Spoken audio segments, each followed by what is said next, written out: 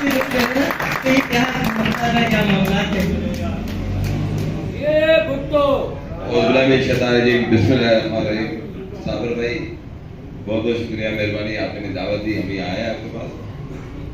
और मैं आज बताना चाहूँ कि मेरा वास्ता पाकिस्तान पीपल्स पार्टी से था, है और रहेगा।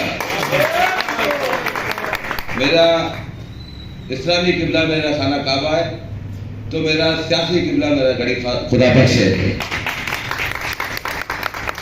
ये पागल के बच्चे इलाके में आते हैं, अल्लाह गवाह है कि मुझे दावत दी गई थी, वहाँ दावत में गए थे, तो हमने वहाँ पे कुछ ज़ाहिर में वहाँ पे मैं कुछ बोल पड़ा, लेकिन मैंने यही बोला हुआ था कि यार एक मिलता नहीं है दूसरा सुनता नहीं है। ये मैंने सईद भाई को कल एक शादी के प्रोग्राम में भी बोला, वो भी हंस पड़े।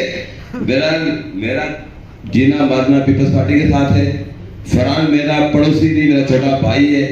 सईद मेरा भाई है और मेरा वास्ता पाकिस्तान पीपल्स पार्टी के साथ हमेशा है और रहेगा, इंशाल्लाह हमेशा रहेगा। Thank you.